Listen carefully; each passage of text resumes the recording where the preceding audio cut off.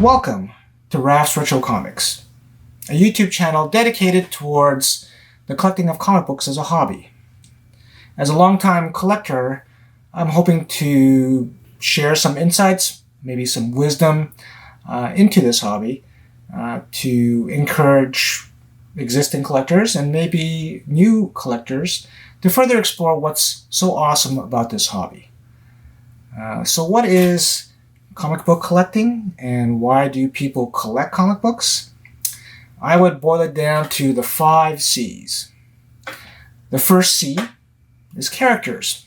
As you may be well aware, there's a lot of popular characters that have come into popular mainstream culture, like Spider-Man, Batman, Superman, that have originated from comic books. So collecting characters from comic books is one of the main drivers of this hobby. The second C is covers. More so in the past 20 years or so, comic book collectors have really started to chase collecting covers. And why not? A lot of them are pretty amazing. They're great to display, and they have great artwork.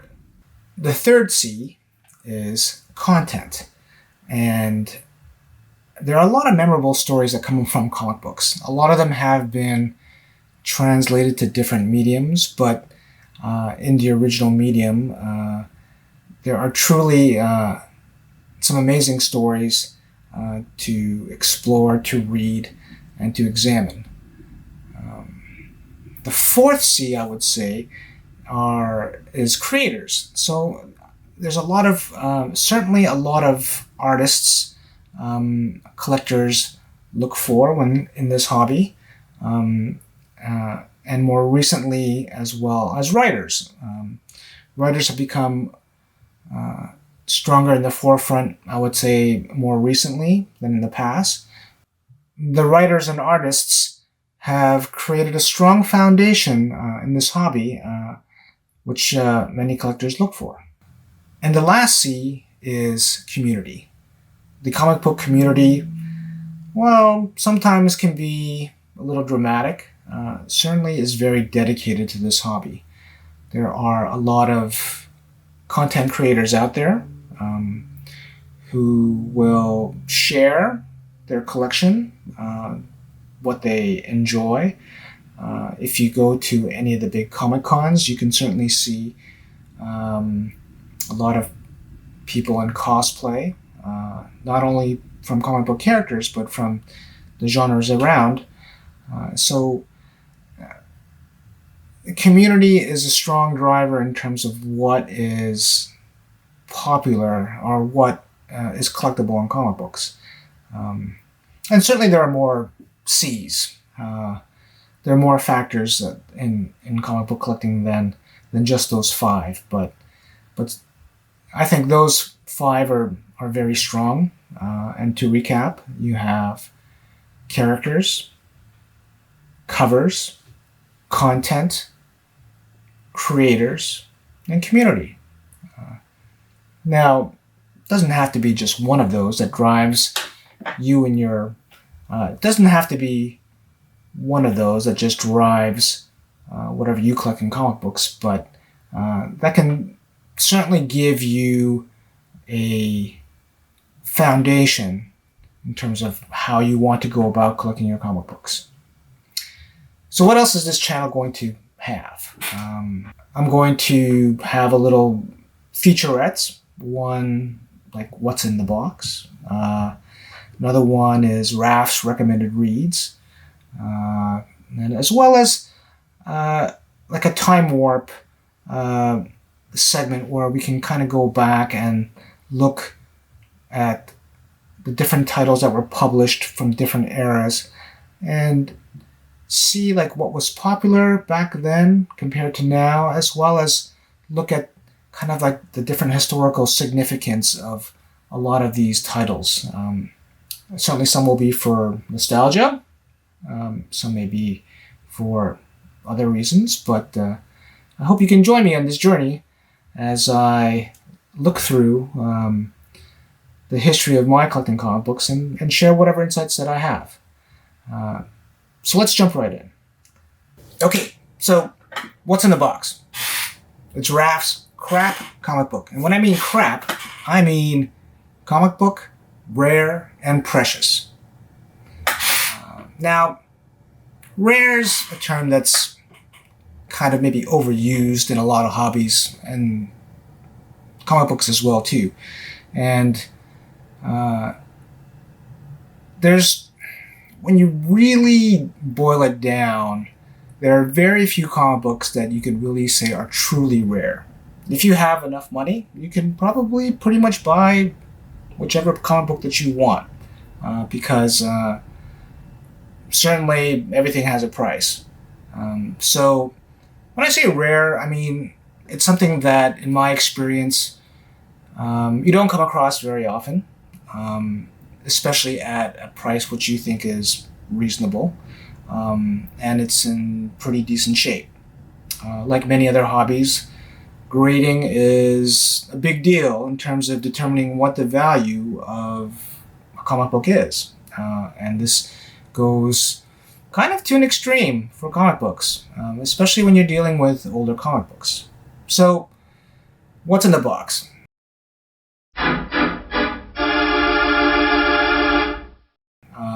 For this one, I'm going to show you Journey with Me into Mystery with Journey into Mystery number 66. And as you can see, it has The Return of the Hulk. Alright, let's take a look inside. Alrighty, what do we have here? Journey to Mystery number 66, The Return of the Hulk. So, this is not the Hulk that a lot of more people are more familiar with. Bruce Banner, green, gamma radiation, Hulk smash. This actually predates the Hulk, but this was published by Marvel Comic Books. And interestingly, if you did not know, when the Hulk first appeared in comic books, he was gray, not green. But that only lasted one issue. So this guy is actually what they call like a Hulk prototype. But, prototype is, it's not what I would call like this character being anything close to what the Hulk was in the comic books. He's an alien from outer space.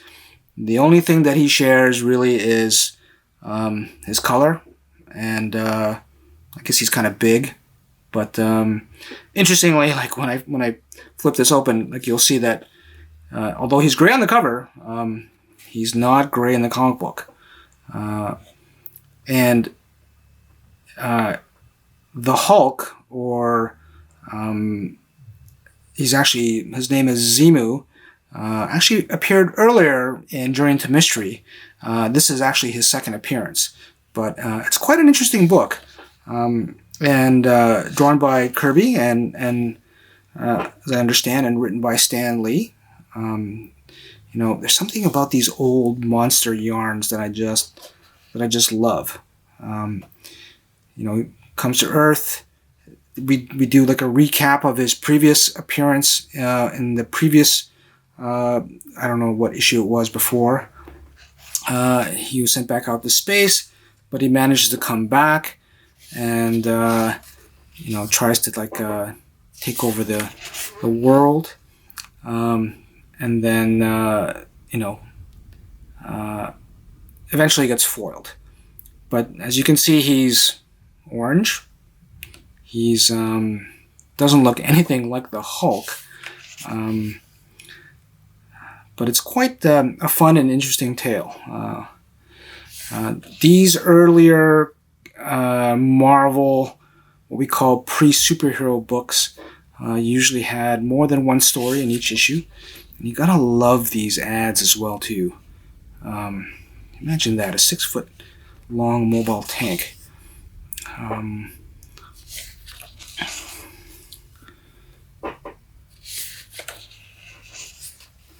And typically the big three artists, or actually there were probably four that Marvel employed during this time, were Jack Kirby, Steve Ditko, Dick Ayers, and Don Heck. And I don't know who the artist for this story is, but in the last story, I believe it's Steve Ditko who did this story. Not a very short one, The Thing Behind the Wall. Just look at that amazing splash page.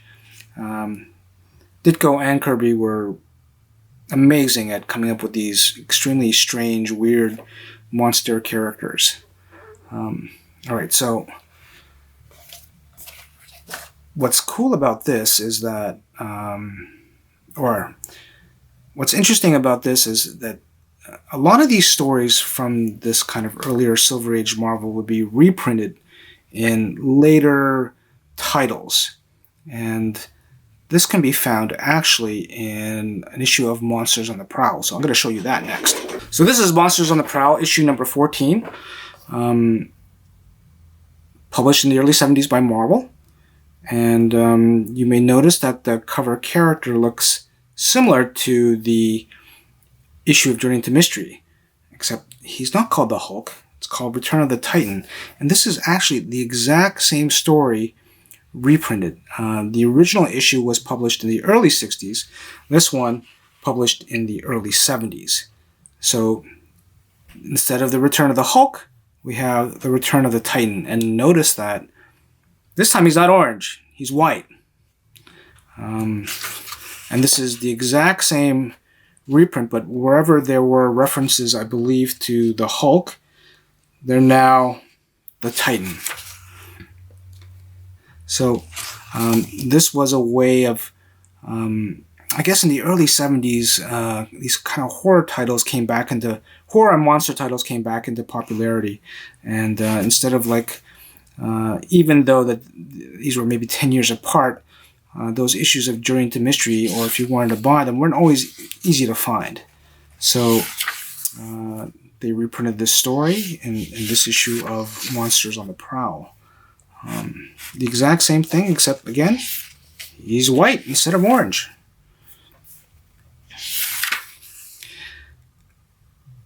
They would also reprint other stories, sometimes from the 50s, and they would usually reference where the story came from, but not always the case. So this is often a nice way of like getting a sampling of like stories that were published in the 50s, sometimes even what they call pre-code horror stories in these issues. No, so this Speed Demon, this is a Stan Lee and Ditko story.